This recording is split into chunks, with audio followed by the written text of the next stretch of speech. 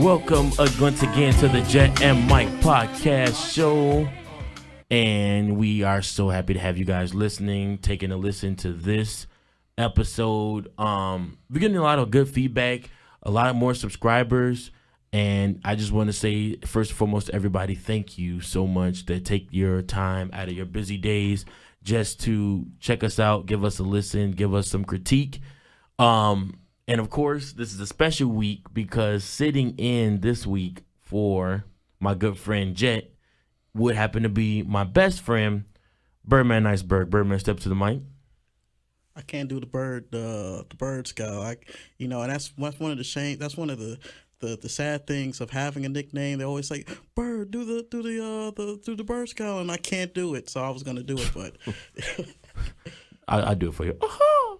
Something like that. Nah, you gotta. You ever heard what happened to that boy? Yeah, we go. Oh, you wanted that one? Oh, okay, all right. There we go. I got you. Okay.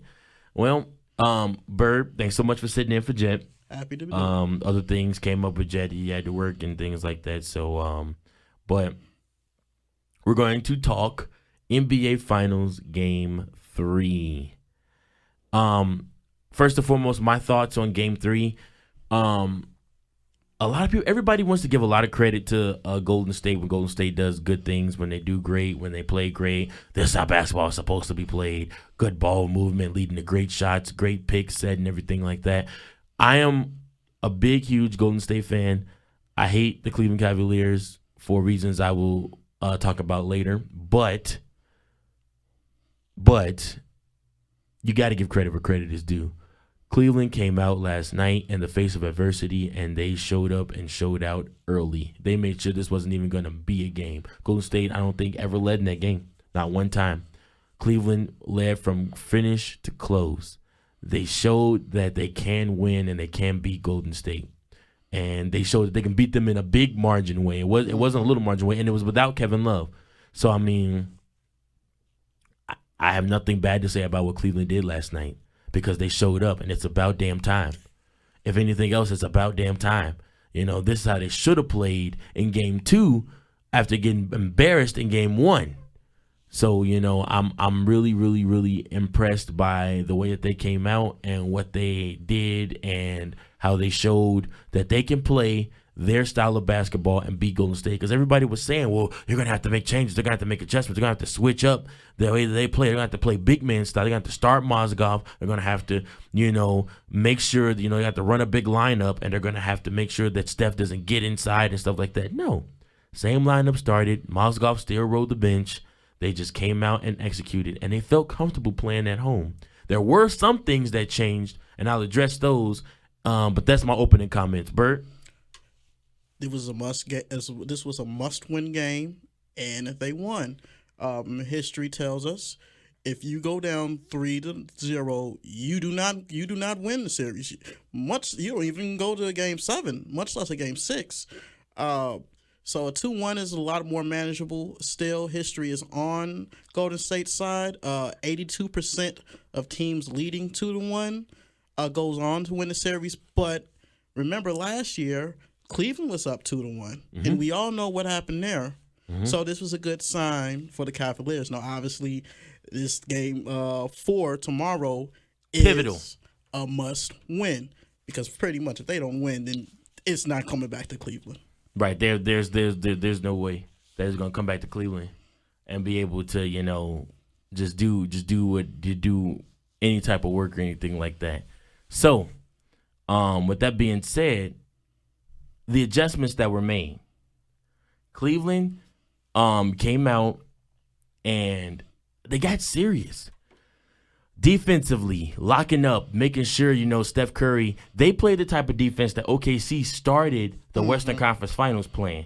And, I mean, it was just great defense. I mean, they just made sure that there was no way that you were getting around them.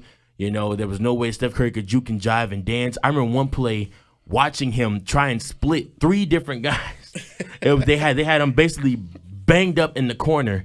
And there was no way he was getting out. They played lockdown defense. There was a turnover. LeBron James stole the basketball, almost went down and dunked it, but it went out of bounds. But even still, just to watch the way that they play defense with that type of tenacity just showed that this Golden State team can be beat, that they can lose, that they are human, And I felt like Cleveland took two big, huge punches to the gut in games 1 and 2, and their morale was down, but they got back home, got serious, had a good practice, and they came out in game 3 and they punched Golden State straight in the mouth, and they made this a series again. They made it believable that Golden State wasn't just going to ice skate to a championship. And I mean, above all, that there is what made me excited about this series again. And I'm excited about the NBA Finals again because I really feel like it's going to be a dogfight now. And that's what you want to see. Oh, yeah. You want to see a dogfight. This is for a championship. This isn't just for, anything. This is for a championship. You want a dogfight. You want two teams back and forth fighting left and right to see, who will be the best. And, I mean, let it be known. Cavs, let it be known. We're not going away. And this isn't just any championship series. We have legacies on the line. Obviously, as we all know, the Warriors were 73-9. They win a championship, then they have a legitimate stake and claim that they are the best. This is the best season of all time by any NBA team. And then from an individual standpoint, the question of who is the best basketball player in the world right now, I'd say right now narrowly is LeBron James over Stephen Curry. And if the winner of this series, if Steph wins two times in a row, there is, in my opinion, no mistake about who is the best player in the world. So you have those two underlying things. I would say Steph Curry. I would agree to disagree with you and say Steph Curry is the best player in the world right now. But at the same time, his struggles are magnified when he can't free up and do what he needs to do.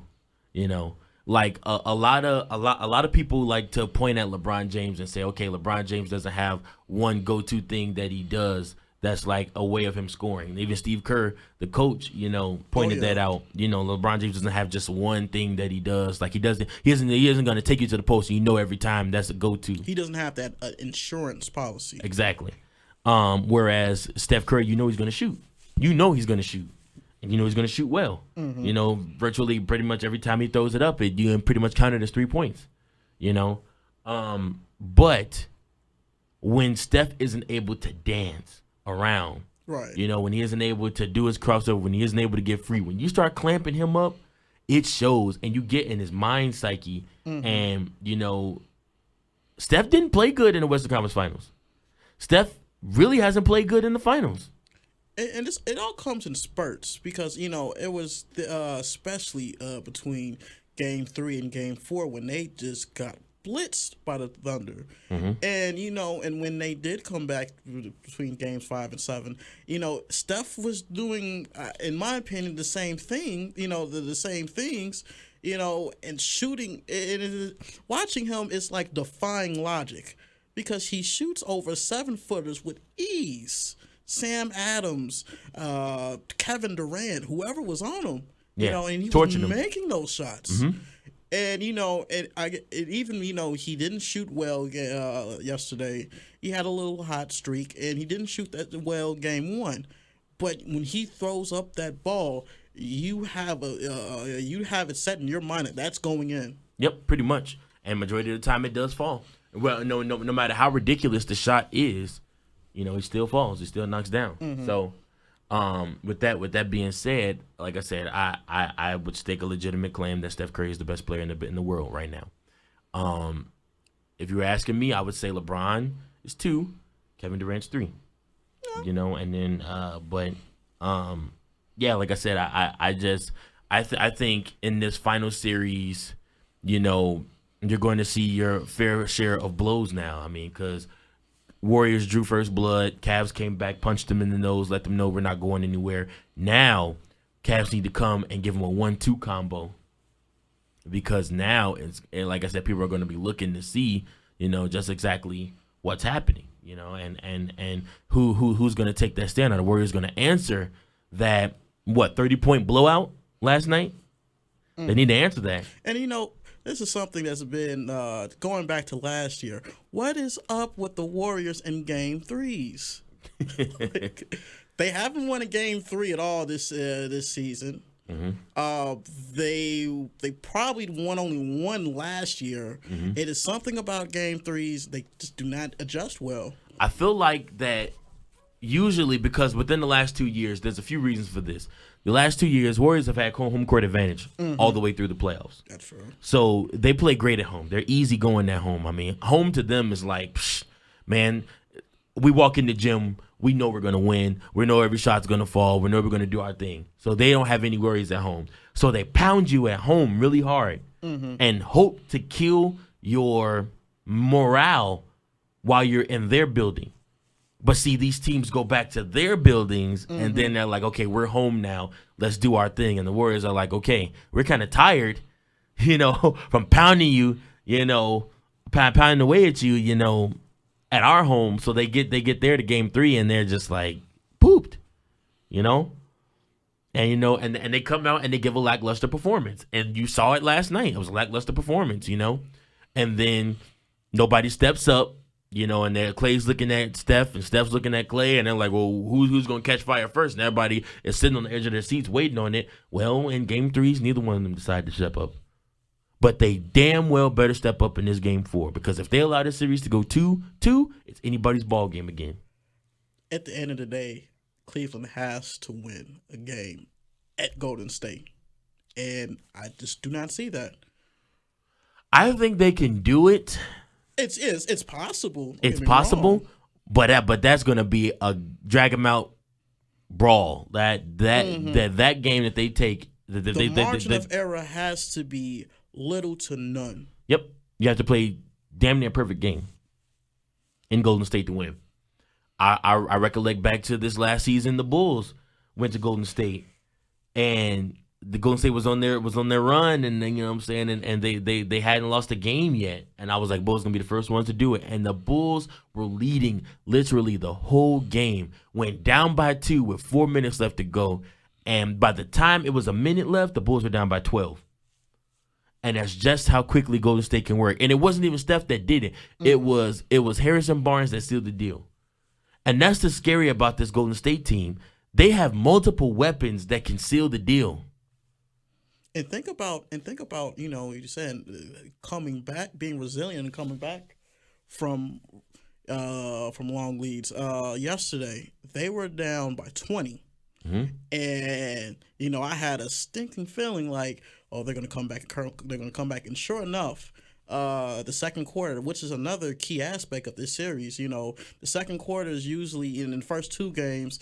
That was the difference, at least to me, where the Cleveland just fell flat. The OKC series, they had 13-point leads in games 6 and 7, if I remember correctly, and could not close it. Wow. Yeah, that's right. That's ridiculous right there. So I mean, like I said, we'll see what happens. Well, Bert, give your prediction, and what both teams needs to do for games for the next game, for game 4. I'll say for Cleveland, sits Kevin Love.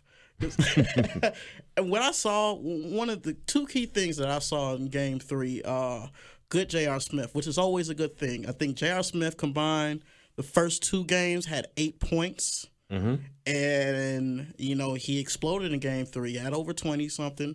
Obviously that's gonna be an added lift. And the rebounding of Tristan Thompson.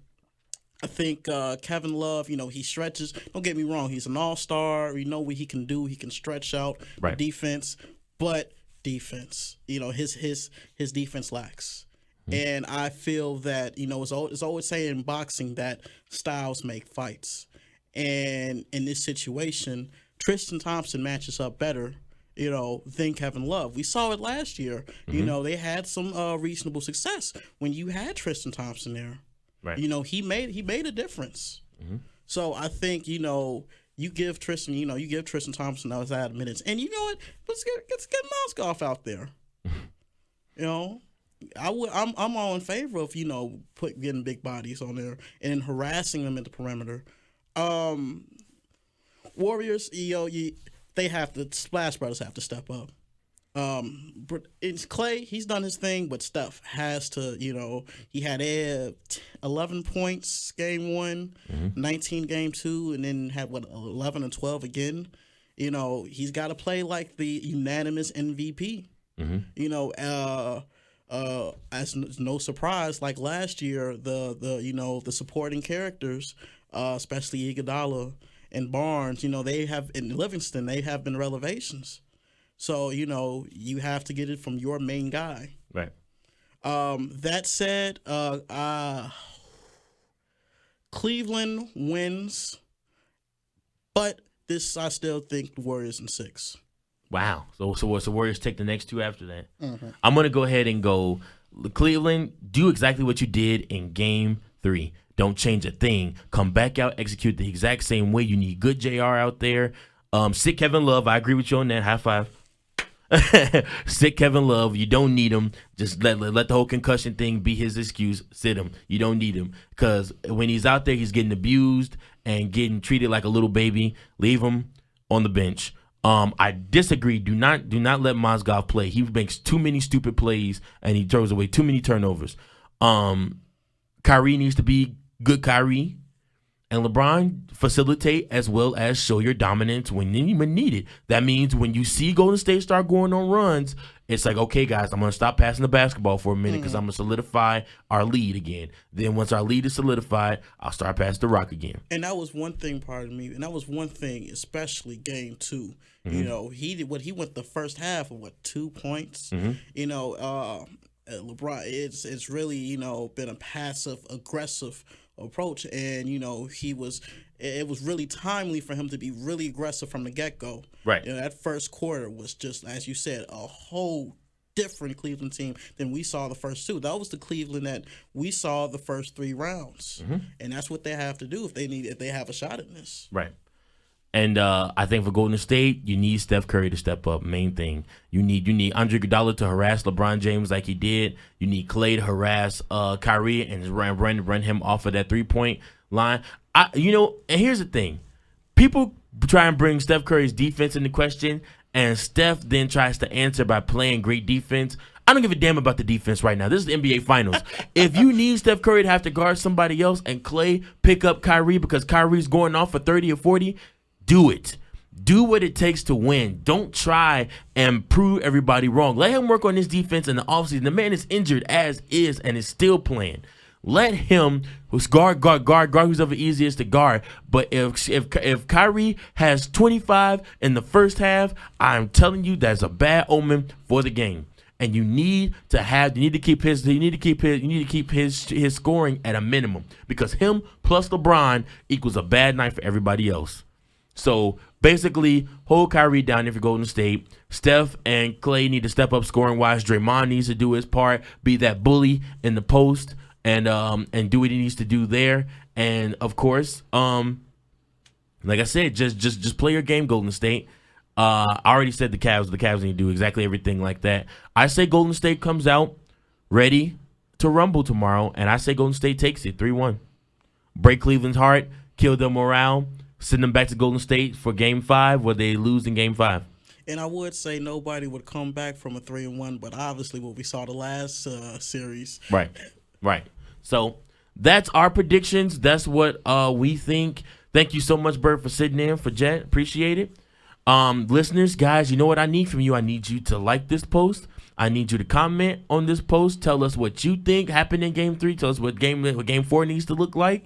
As well as I need you to share this with all your friends. Let them like, comment, post as well. We need more YouTube subscribers. Me and Jet, we love our YouTube subscribers, guys. You guys mean the world to us. Thank you so much for taking time to listen to this podcast. We appreciate you. Have a good day. Cubans with the Jesus piece, with my piece, packing, asking who want it. You got it, nigga, flaunt it. That Brooklyn bullshit, we on it.